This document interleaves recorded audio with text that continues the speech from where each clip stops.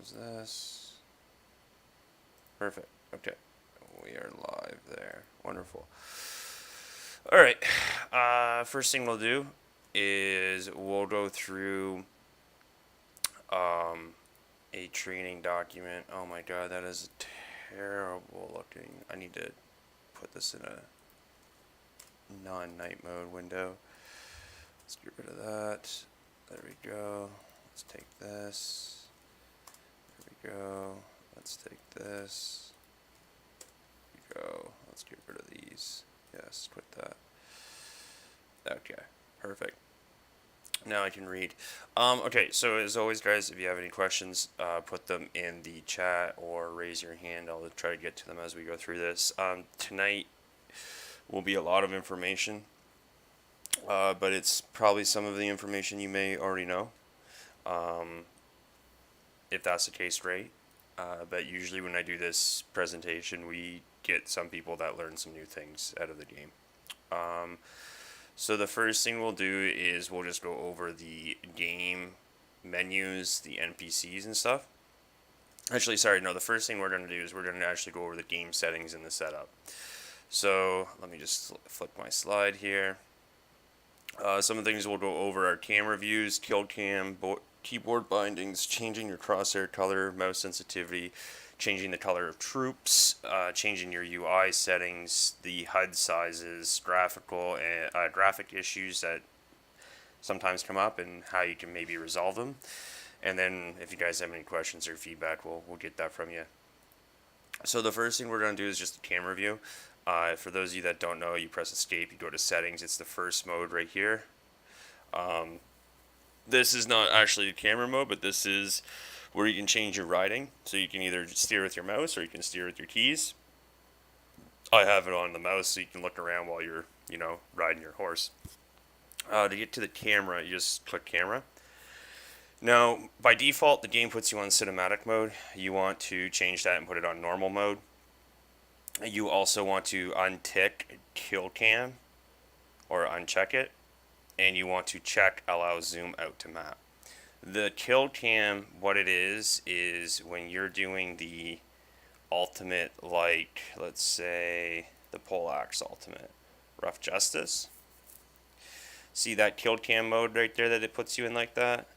If you have it on if you have the kill cam unchecked, you will not go into that weird cinematic. It'll actually just keep you in your camera view, and then you can roll out of stuff or roll out of stuff in the right way, because you don't always want to finish the ultimate. Maybe you're getting surrounded by troops, you want to get out of there. The kill cam, if you have it on, when you roll, it's really weird on which way you may roll out of the ultimate. If you turn this off, it keeps your mode, like your camera mode, normal. So that's a good little tip for those of you that may play dual blades, poleaxe, chain dart, scimitar, that type of stuff. You want to have normal mode, and you want to have the kill cam turned off, and then allow zoom out to map. The normal and cinematic mode really is just, it's basically, this is what I would call free mode. And then this is what the game wants you to be seeing. So yeah, I prefer free mode, as most people should, because it also allows you to, zoom in or zoom out, right? I can zoom in on my character. I can zoom out on my character, and I can move the camera around so I can see more stuff. Let's keep zooming out here until I can't anymore. There we go. Let's flick back to my thing here. So cinematic, like I said, it automatically zooms in and out. There's really no flexibility on the view, and it's more of an over-the-shoulder third-person view found in like third-person shooters and stuff. Normal mode allows you to zoom in and out. It just gives you free mode, essentially. So the next thing is the kill cam. We already went over that. I showed you how to turn that on and off. The recommended setting is off.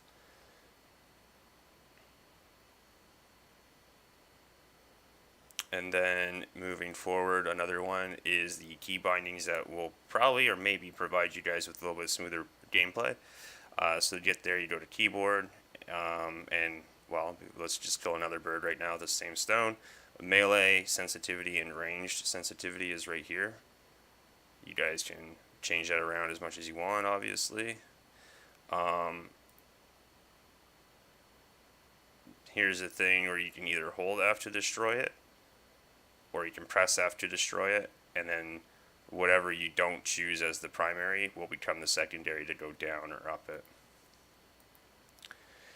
So, moving into the key bindings, not much to be said about the key bindings. They're all pretty good out of the gate. I know some people change their ultimates or whatever around. I've left mine all normal. What I did do though is I changed my zoom in and zoom out keys. This needs to be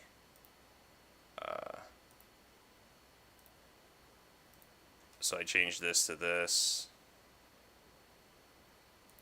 So for example, mouse wheel up, I press this key, mouse wheel down, I press that key.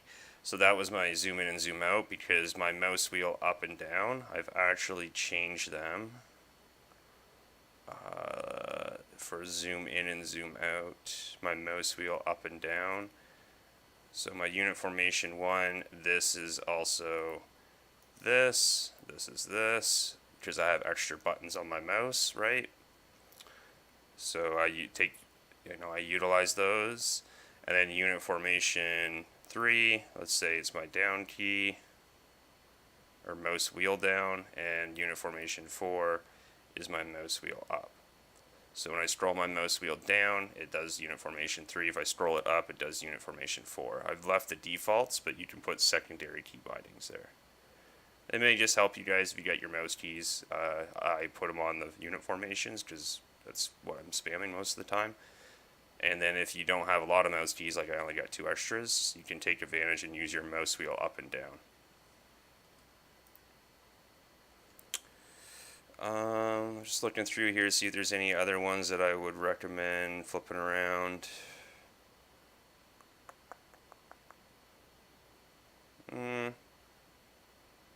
No, that's it. That's really the only ones I've messed around with on the key bindings. But I mean, you can feel free to change whatever you want in there, whatever makes it easier for you. So changing your crosshair is under the UI option. You can go in here and choose one of the default colors, or you can customize it under the customize button, and then you just type in the RGB code. Or if you don't want a crosshair, you can just turn it off, which I don't know why you would ever want that, but you can do that. I showed you where the mouse sensitivity was. That was under general, under the sensitivity option. Now the UI settings, that's important. So for the most part, a lot of these are probably either not turned off, or the ones that you should have turned on are turned off. So for example, I'm just going to turn this one off for now. But if you hover over the maps and look at the fiefs, you're probably seeing things like just this little box here, right? These little boxes. So what I would recommend is you come into settings, you go to UI, and you turn this one, show detailed map tooltips, turn that on. And what you'll see now when you hover over is a whole lot more information. So you'll see what level house you need to be to hit stuff. You'll see the prestige, all kinds of things. Whereas if you just leave it on default, you don't see any of that stuff. You just see the little box, who owns it and what the name of the city is or something like that. So that is under settings UI. As a matter of fact, I would probably just copy what I have here. You can turn them all on, except this one. I would probably leave this one unchecked because that's going to turn this mini map down here off. So I'd probably leave that one unchecked. And then, yeah, you can turn these other ones on if you want. This temporary doctrine prompt is annoying.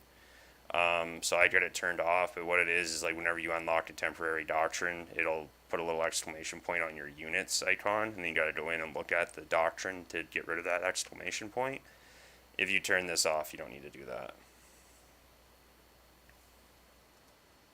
Just checking to see if we've got any questions yet. No? Okay, good. Let's move on.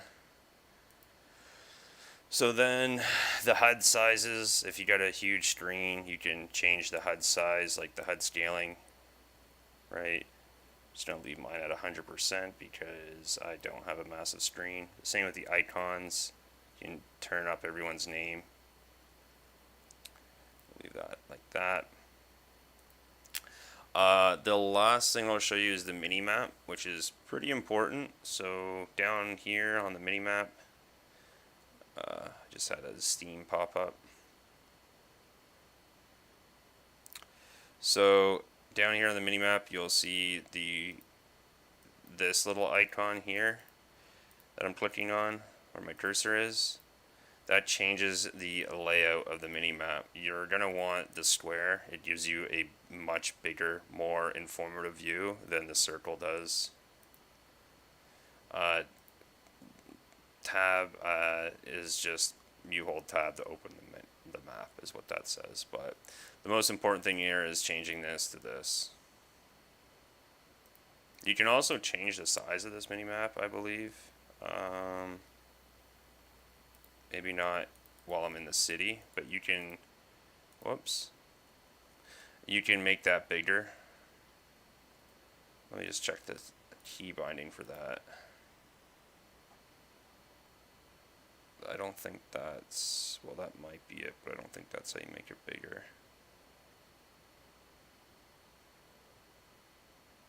Yeah, I know there's a way you can make that mini map bigger. I just don't know. I don't remember the key binding, but really the important factor is you don't want the circle. You want the square.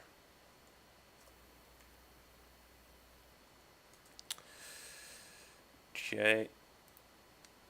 And then that's really it for the settings, I guess you could say. The game settings, that is. The graphical issues you'll find with this game are usually desync issues, or they are issues where textures aren't loading in properly. The game just looks clunky.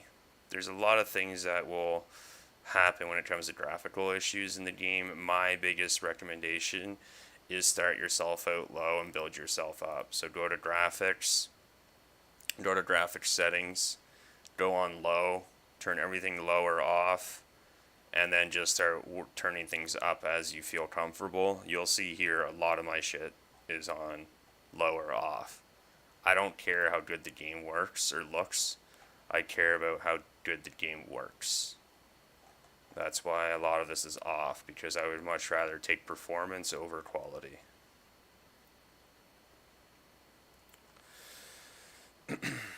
One of the questions we had in a previous session about this stuff, it's not really related, but it was, is there a way to get extra inventory space? The answer to that is that there is no way, as far as I know. Maybe you spend money to get it. I have not spent money to get extra space here. You can get extra space in your supply dump, right? That's a button that doesn't work, so don't use it. What you do need to get, I guess move my cam. So this button doesn't work, right? Air. I don't know if it's ever worked, to be honest with you, but to increase your supply dump, you need a logistics charter, which you can get. Most of the time it's cheaper to get it from the auction house. So they're 120,000 silver per logistics charter, and it will increase the volume of your supply dump by 500,000 each one. Right, so this volume down here, it increases it. This is 7 million, it increases it by, it'll put it to 7.5 mil when I buy one. There's another way you can get a logistics charter if they still sell them, which is the smuggler. Usually though it's more or right around the same price as on the auction house. Yeah, so it's 150,000 for a logistics charter. Oh, you can increase your personal space if you want. Personal storage, but this is not, it's not what you think it is. So personal storage, 8 slots, that's not this storage, that's this storage, right? It's not this one, unfortunately. There's really no way to increase your inventory space, as the question was asked. So I will move into the next little segment here, which is going to be just a breakdown of the menus and so forth. If you guys learned something from the settings, awesome. If you got questions about it, feel free again, throw them in. So as far as the menus go, we'll just start at the top of the board here. Actually, no, I'll follow my PowerPoint here. I got it. So we're going to start with the P, or character screen. And in here you'll see where you can customize your armor and your weapon loadouts. You can switch up your attributes or reset them over here. You get one reset every Monday for free. You can change your title, right, in here, the little thing that is above your name. And you can mess around with your runes in here. So you can go in, you know, put stuff on your runes, right? You can also mess around kind of with the same stuff for your mount. So another important thing is repairing your stuff with these little hammers. Just use repair all. It's the quickest and easiest way. Same with the mount. Hit repair all, quickest and easiest way. You'll have to do it with each individual mount though. You can change their armor, and you can change their skin they're wearing. Same with your own character, you can change the skin that they're wearing, right? And then you got your skills, where you essentially level up each weapon using skill points, which are earned by doing PvP battles and in the open world.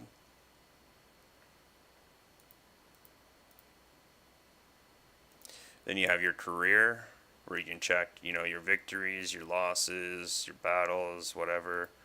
You can check your weapons, your battle types, ranked battles.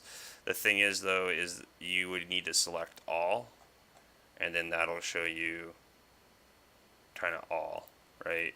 Same thing with here, right? But it doesn't have like a lot, it doesn't keep a history of your battles. I saw someone asking that the other day.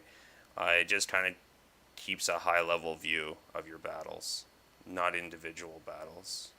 And check your achievements in here. If you're a newer player, you probably have to come in here and click on some things to retrieve the rewards. Like this gave you an expansion permit. Then you can look and see all your badges.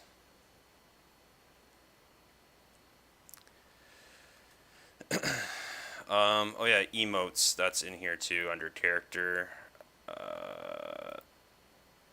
under the customization, and then emotes, so you can mess around with your emotes.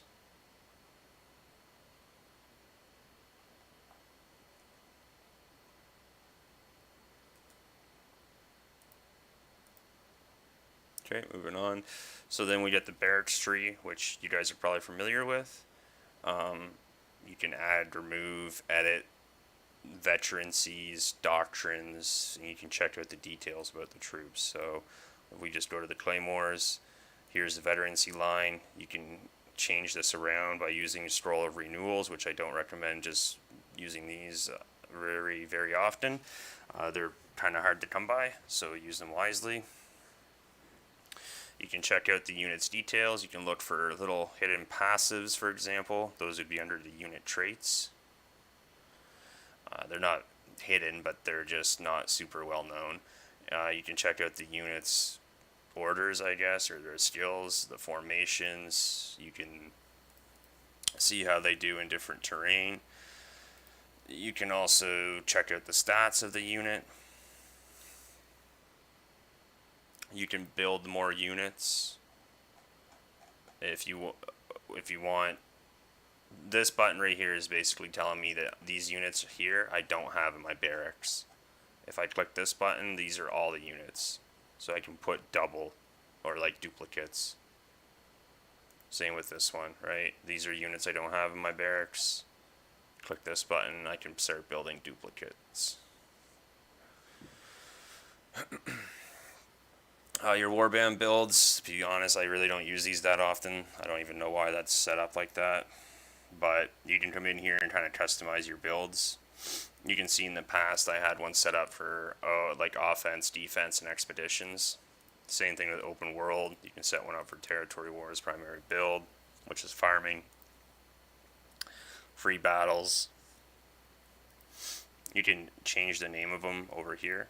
Just click on this button, the little pencil, I guess, or whatever that is. You got your unit tree where you can spend honor to unlock more troops or just unlock nodes for those troops. Right? You spend the honor to do that.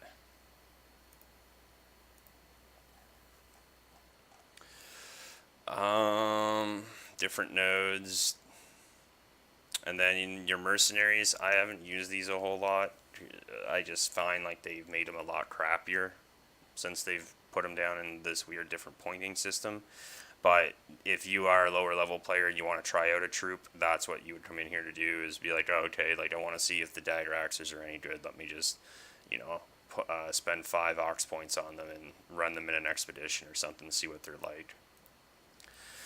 Mercenaries are silver or sovereigns is what you need to spend to get these guys. As you'll see, I haven't really spent silver on them, but you know, Martellatories are a really good one to have. If you are going to look at one of them, I would recommend the Marties. We can get into that more, but essentially these guys are good at pushing siege engines. They give it extra health and defensive stats so that you can't destroy siege towers as easily when they're pushing them. The technology tree, we went over this in one of the previous sessions when we were talking about farming in the open world.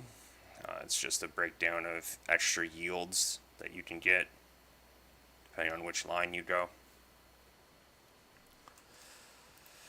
Then we have your inventory personal storage. I kind of went over that a little bit, but this is your inventory, right? And then this is your personal storage, and then this is your supply dump. Each one of these things is limited in capacity, what you can carry or put into it. So this one's based upon slots. Same with your inventory. Your supply dump and your wagon is based upon volume.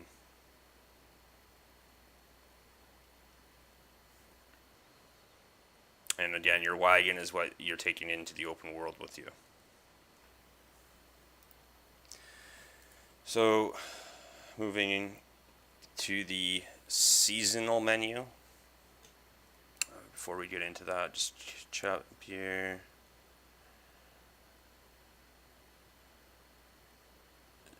The only reason I would recommend making duplicate units, Baron, would be is this. So, for example, I have Landsknechts, and then I have blue halberdiers. Yeah, another reason would be farming for your serfs. So you have 5 sets of serfs. But as far as that goes, like the only reason I have blue Landsknechts is for the offensive capabilities, and then the blue halberdiers are for defensive capabilities. I think I mentioned this to you before in the tavern when you were talking about them or asking about them.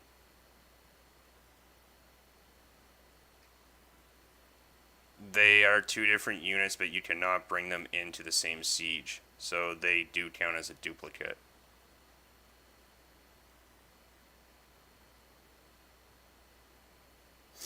It would be the same as like trying to bring in yeomans and armators. Like you can't bring them into the same siege because they're technically the same unit. They use the same kits and stuff. So I would consider that a duplicate.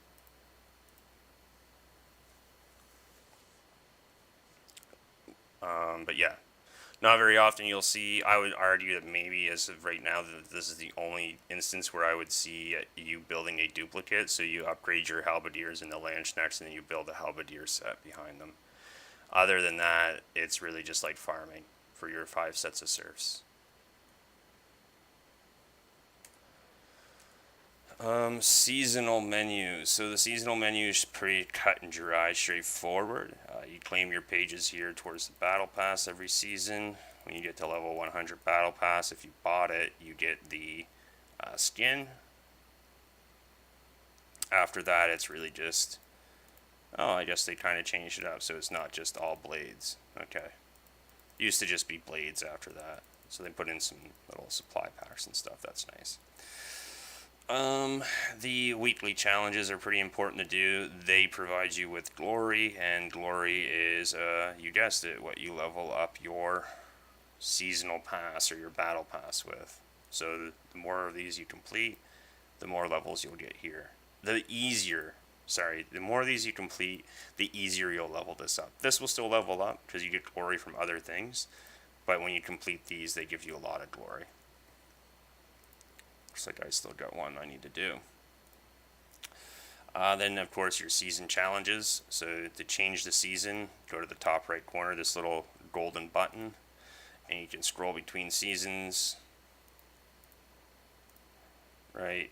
You can go look at past seasons. Wow, it's really chunky loading in.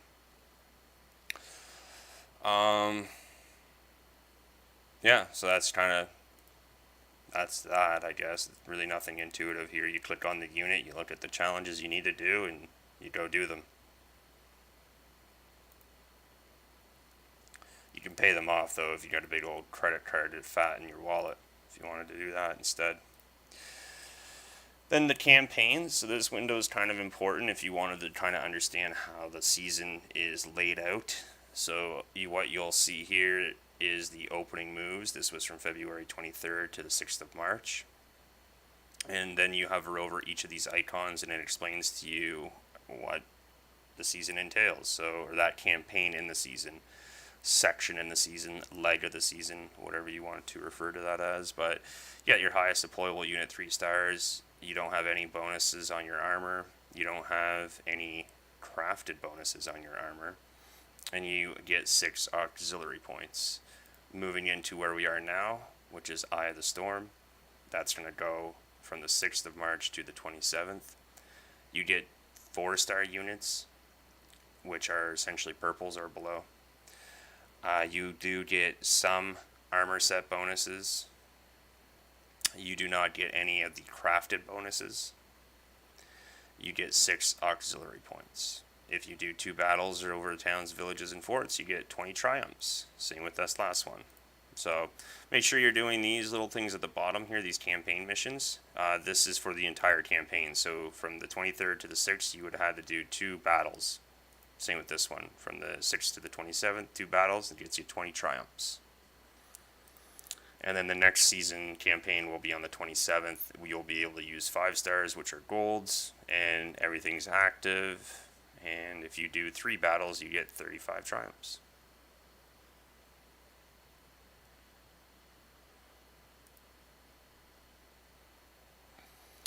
Your runes are here. These are pretty much the same as last season's anyways, but the more you level up your season level, the more runes you'll unlock. Here's your blades and where you can spend them in the seasonal store. Really, blades, what I would do is probably spend them on these types of things, the consumables. If you really like a skin, go ahead and save up for one, but the consumables are what's going to really benefit you guys that are newer players. I might as well just... I'll have to look into what that is, because I might already have those. Same with those. So the seasonal page is done.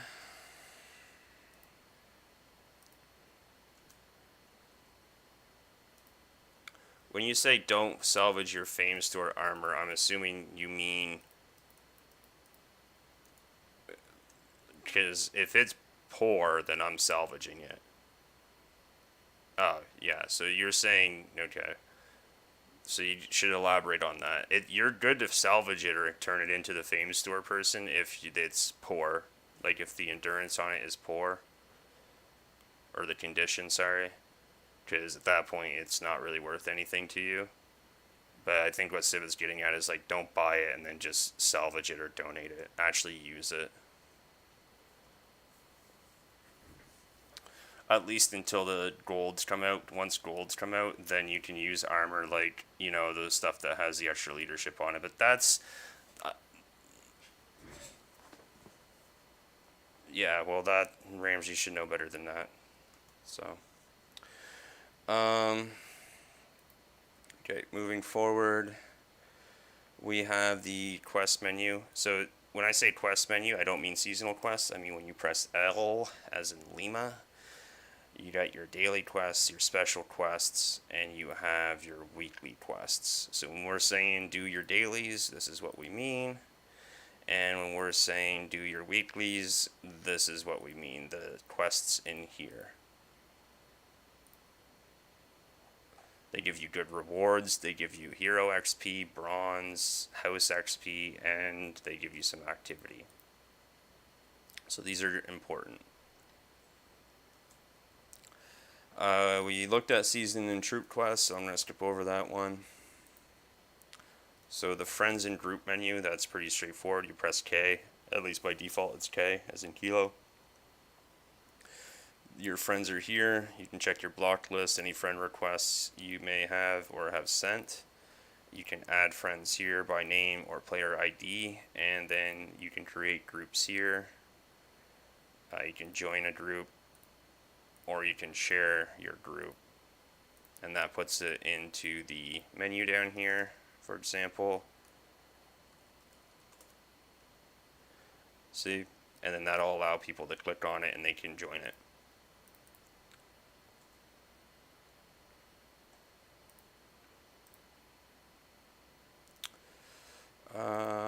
Let's see, so the house menu, we'll break that down. You guys aren't going to see the same thing I'm seeing, but you'll still see probably house funds, right? You'll see the house experience over here. You'll see how many fiefs we own, the reputation, and our house level. You'll also see the members that are online.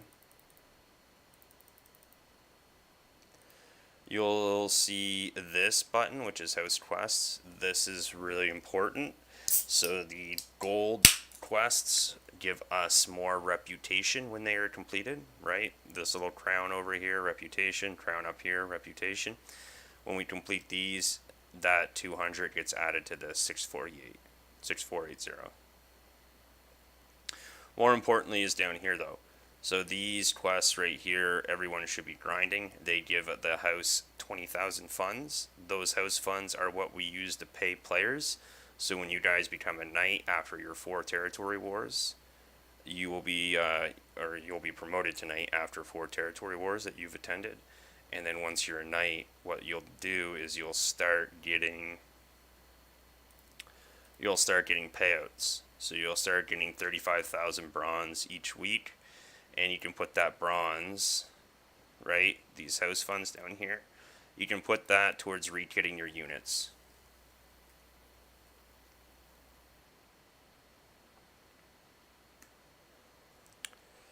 There's not a lot of house funds, but I mean 35,000 bronze is enough to do some help, or help somewhat.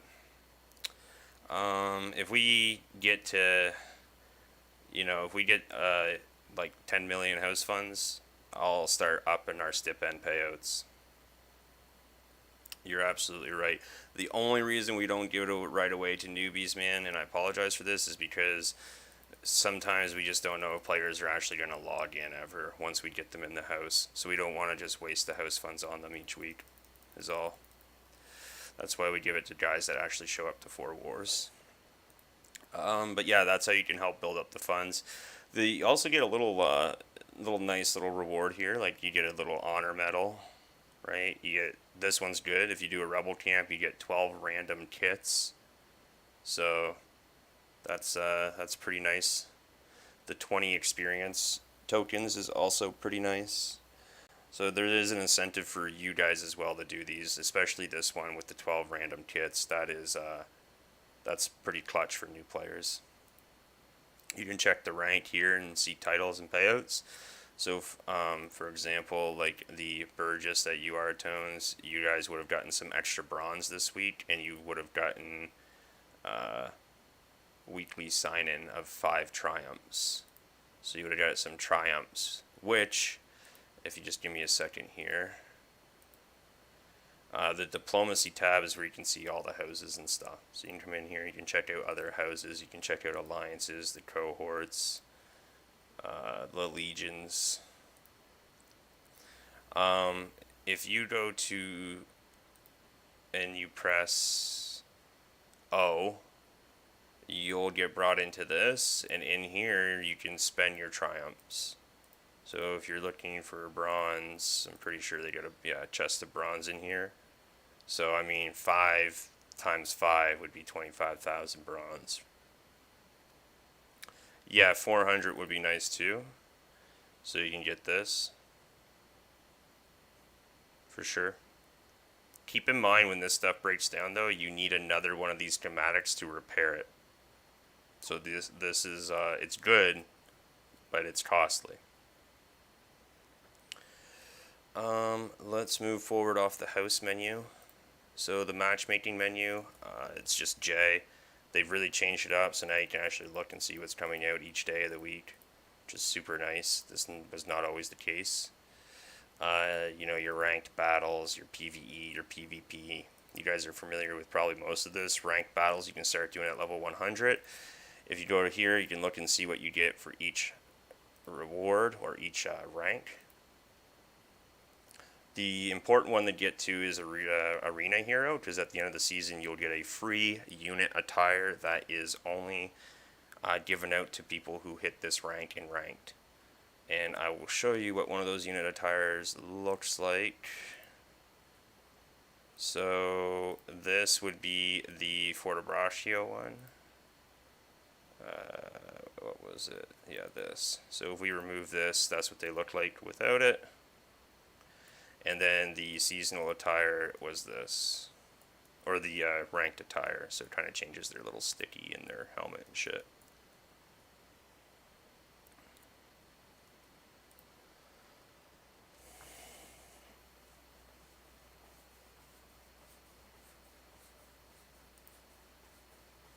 If you guys haven't done the tutorials, you should do them because they actually give you free shit.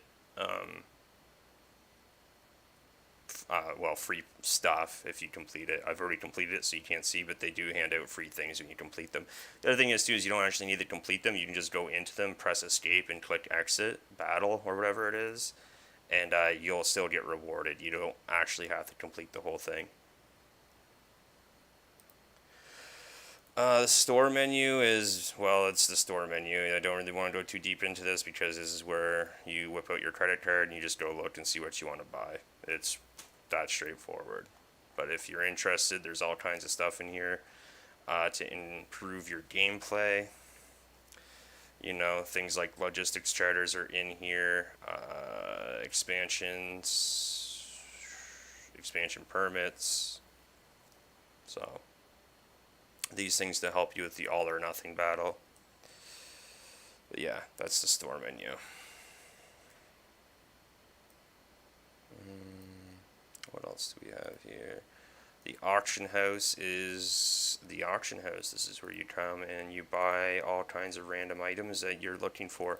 You can pretty much buy anything you want in the game in here as far as like items go. For the most part. The only thing I don't think you can buy expansion permits. Yeah, you can't. So one thing to take note of though is that there is a minimum and a maximum price when you sell stuff. So except for certain things like this one, which I'm putting up right now, doesn't have a recommended price. But like this does, see, and you can't go below it. So if I tried to go to 7,000, it won't let me put it up. Yeah.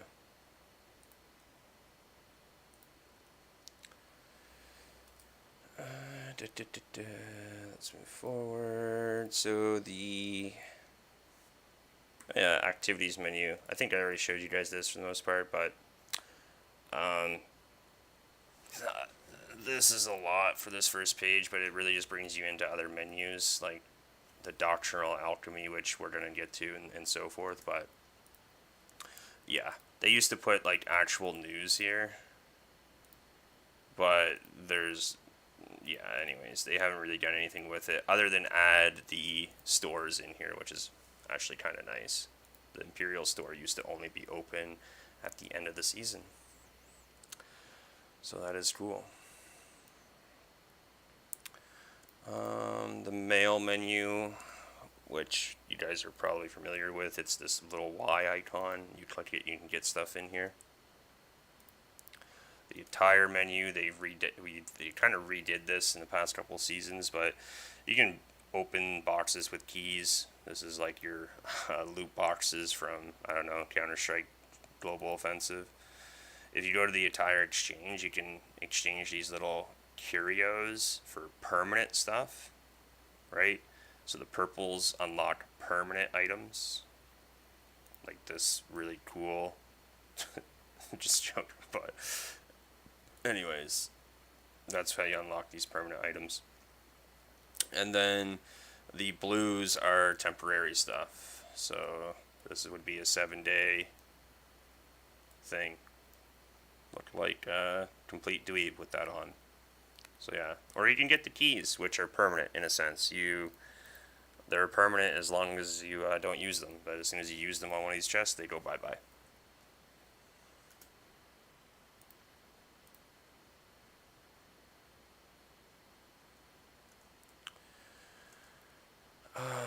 So the War Scholar has been changed this recently. I think we kind of really went over it in a previous session. I'll touch on it a little bit, but I'm not doing it the same as the previous session. If you guys are interested in the previous session, look in the armory. It is the crafting session, and in there we go into the doctrinal alchemy a little bit more. I told you, Civet, I knew there was a session where we did this in advance, but I did it in the previous one, so you guys can check that out. As we mentioned before, there is an importance on using your treaties, but make sure you're mass excavating, so that you are guaranteed a purple pull. Right. What do they got in here? A couple epic lances. I wouldn't mind using that epic lance. What's this? Heraldic units. Interesting. I could use those epic lance ones though. Let's see what we get. Not really what I was looking for, but whatever. Beggars can't be choosers. So that's where you can spend your treaties. It's also where you can spend your signaculums. I don't know how you pronounce it. These things.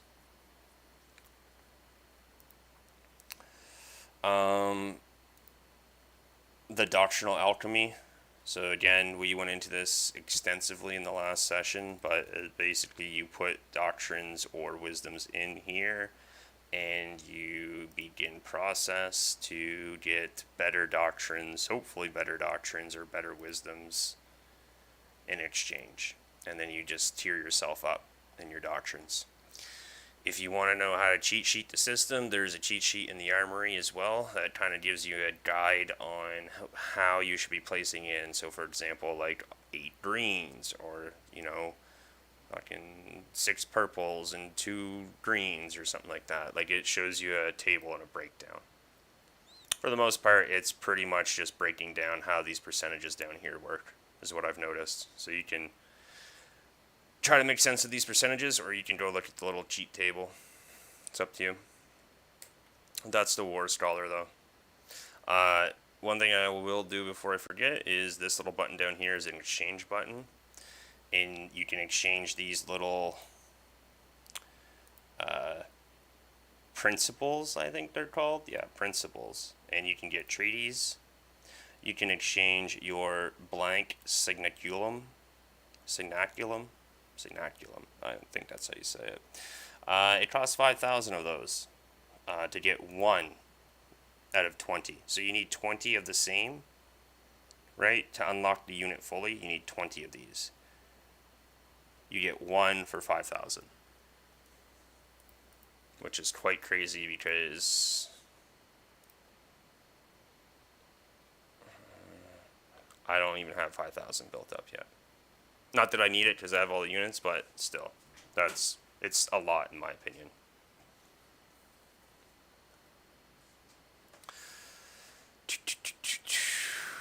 Alright, so really the rest of it is just going through the NPCs, but I will tell you guys something right now. A lot of the NPCs just go through the menus, and I'll show you what I mean by that. So like if we go to example, what's this guy right here? Oh wait, I will break down some NPCs for you. So the smuggler,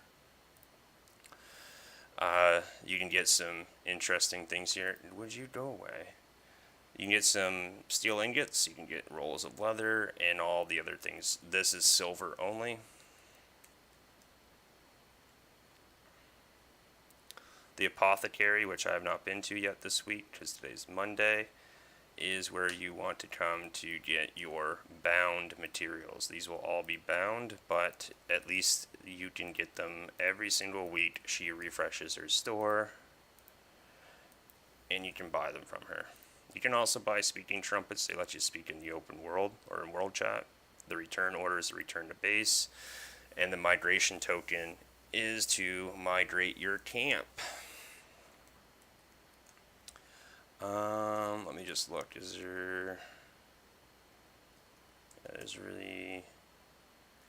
The other NPCs you guys are probably familiar with if you played the game for any longer than 30 minutes, but just so you guys are aware, you come to the smith. This is where you can salvage items.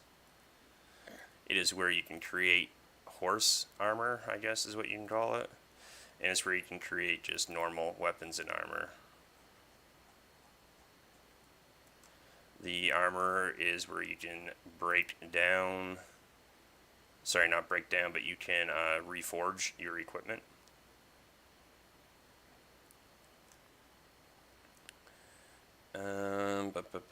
Which, by the way, again, that stuff, the crafting, is all explained in the previous session, in the crafting session.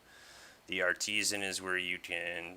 I don't think I've ever used this menu, man, to be honest with you, but anyways, you can do something in here.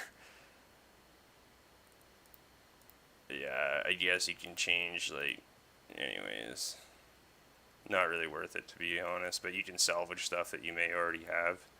The cool thing about this is that when you salvage stuff,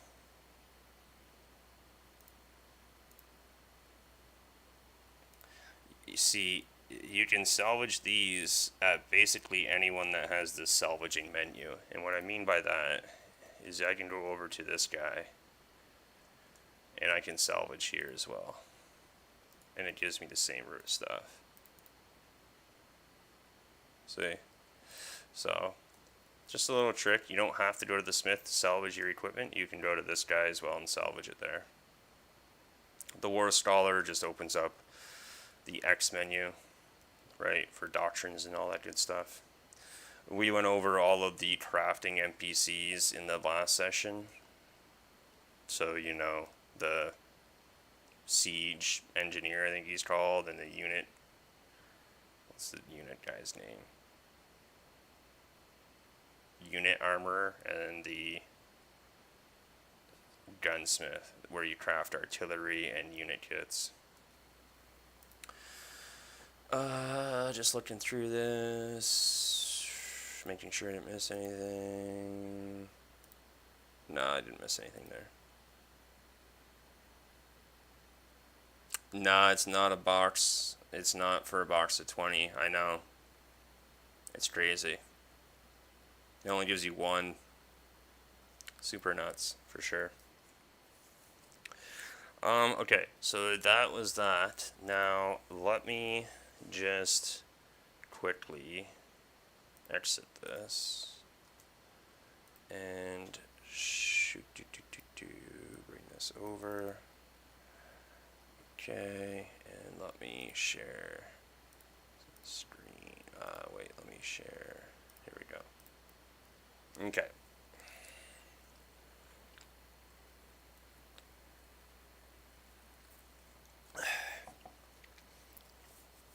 I need a drink.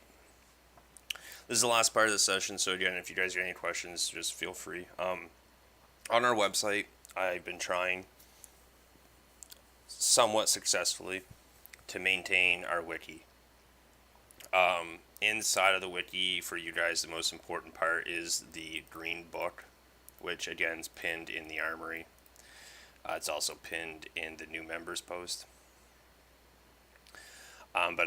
What it says in the introduction is just, if there's anything wrong, give me a shout out, let me know. Goes through a brief history. And then we have important links.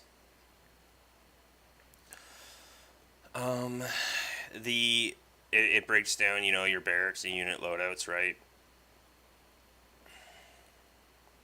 But what we're saying is we really would like it if you guys provide us with the screenshot. If you haven't yet, please do so. If you have, what I would say is every time you get a new unit maxed out, fully maxed, or you get a new unit and you're close to maxing it out, or it's been like, a few weeks or a month, just give us an update of your barracks, because we're only going to know what we know, and that's really the only thing we're asking for you guys to provide us from, aside from your weapon, what you're using. But really, this is all we're asking for, is just a screenshot of your barracks.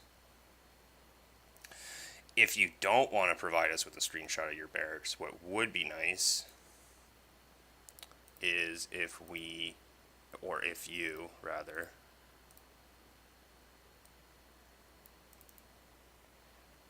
you went to the unit loadout, or the T-War loadout, and you posted in here what you would like to bring. We will look at this, and we will try to fit in what your preferred build is into our plan.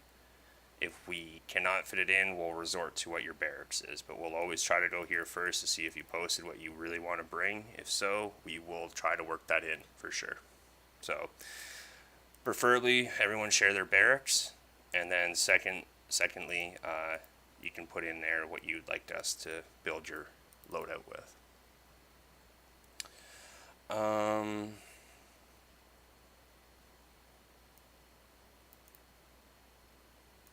We also have a survey, but for those of you that are new, it wouldn't be worth your time to go through the whole thing yet. When you get a higher level, filling out that survey will be good, because it'll provide us with a lot of information at once. But for right now, it's not super important. But if you do want to fill it out, it's in the green book. It's right here. It takes like 5 to 10 minutes. All of you in here, I already know when territory wars start. If you don't, they start at 9 o'clock Eastern. But we as we get into, we do briefings. So signups, I'm sure everyone on here has already been chased before. If not, consider yourselves lucky and on the ball. But if you don't do your sign up, we will chase you and ping you until you either do your sign up, block us, or leave the server /house. And we've had people do that. So that's just the way it is. Like I say here, we do have a briefing period before every war. You can feel free to ask questions. Make sure you are on the ball, so to speak. And those start at 8 Eastern.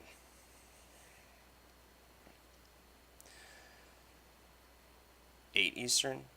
Is it 8 Eastern they start at? Yeah, it's 8 Eastern. Sorry, I'm in a different time zone, so I had to make sure. Division loadout threads, for those of you who have come to war or been to a war, they're posted underneath the sign up channel, but it basically, that thread is like your headquarters for the night. You can find out where you're supposed to be with what group, and you can find out tactics, you can find out where you're staging. All that good stuff's usually posted in those division threads. Staging time, pretty straightforward. 8:30 Eastern. We're not doing any more sieges, because sometimes they could take up to a half hour, and that puts you right at the cusp of the start of the war. So 8:30 Eastern, no more sieges, and then you'll probably start getting pinged by your group leaders around 8:30 Eastern to get online and get into the group, so that right at 9, we got our full stacks and we're ready to go. Right? We don't want you logging in at 8:59 p.m., then you have a 5 gigabyte download update for CB, which has happened to our players. and it's prevented them from coming to war. So just remember the night of the war or the day of the war. If you can open your client, awesome. If you can't, and you are coming to war, make sure it's opened at 8:30 Eastern. The prep time officially is 8:45. This is a game time frame, right? This is built into the game. This is not our staging time. This is the preparation time that the game gives you. Really, the only thing that happens in this time is some AI armies may start to form on the map. It also, I guess, like I say here, it does give us some time to clear out some field camps if they are putting them down around us. Or we can start making rotations on the open world too. Start time is 9 p.m. Eastern. Everyone knows that, Tuesdays and Saturdays. If you don't know that, that's what time it's at. And if you're unsure because you're in a different time zone, go look at the sign up channel and it will tell you what time it starts at in your time zone. It's automated. And I guess we need to update the timing on that, but we are right on the ball with Monday night training. And as some of you have been to these sessions before, you may know stuff, you may not know stuff, and you may learn some new things that you didn't know about. Like it costs a bajillion signaculums to get a gold unit. We got open world, villages and cities. You can kind of group, well, I guess you can't because of this description, but you can kind of group cities into that. I'm just going to make a note to add forts. Sorry, you can kind of group forts into that, into cities. The only thing that's different is that you can't craft stuff off of it, but cities, forts are important as well. They're just as important as cities, and sometimes they're more important because you can lock down the transit, so you can stop other people from going through them. Fief overview. These menus are all straightforward, and you guys are probably familiar with both of these that I broke out, which is the Fief quests and the overview. Fief quests, you look at Fief quests to see what quests you're doing. The overview gives you stuff like how much upkeep it has, what the building materials are, what level it is, all that good stuff. I broke down rebels here. You guys are probably familiar with rebels at this point, so I don't want to go too deep into it, but basically you have rebel bands, you have rebel camps. Rebel bands are moving around, rebel camps are not moving around, and they go in easy, medium, hard.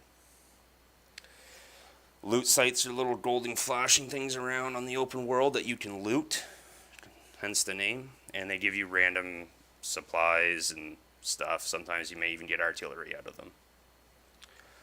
Resource nodes, we went over that in our our farming session, the first one. And then we got our recommended units. If any of these units you guys are not familiar with or would like more information on, let us know. We'll try our best to get a unit guide up. I am slowly but surely populating unit guides for these, the ones that have guides next to them. Obviously, they have the big word guide. You click on it, and guess what? If it's not broke, yeah, it brings you to the guide. Another way to get to guides is on the left of the wiki. You can just click on unit guides. It'll expand out and it'll show you that we have 5, and there's the 5 so far. Obviously, there's way more unit guides to come, but that's what I've been able to keep up with so far with my limited time.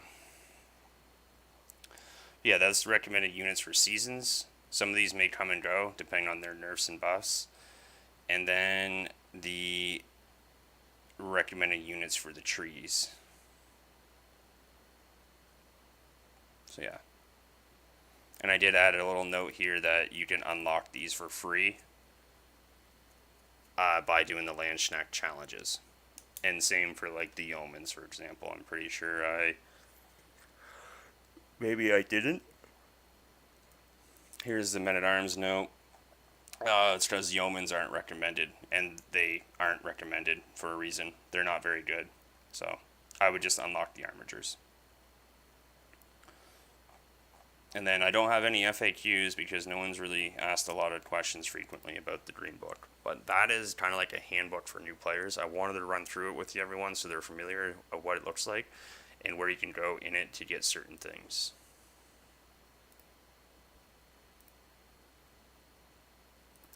Green Book is called Green Book because if you're green to something, it means you are a newbie, unfamiliar, unexperienced. So that's why it's called the Green Book.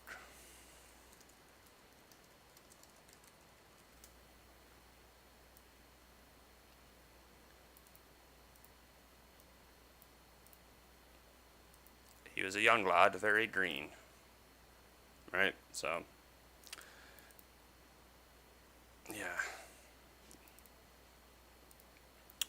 Could have called it beginner guide or something, but I thought it'd be a little more unique. That's it, guys. That was an informative session. It wasn't very hands on. I'm not sure what we're going to do with the next session, but I'll make sure that this recording's up as well for you guys that want to come back to it and look through like game settings and menus. I know we went over that stuff pretty fast tonight. But we covered a lot, and we covered it in about an hour. So, is there any questions or comments or things you guys may want to see in the next session that you're unfamiliar with?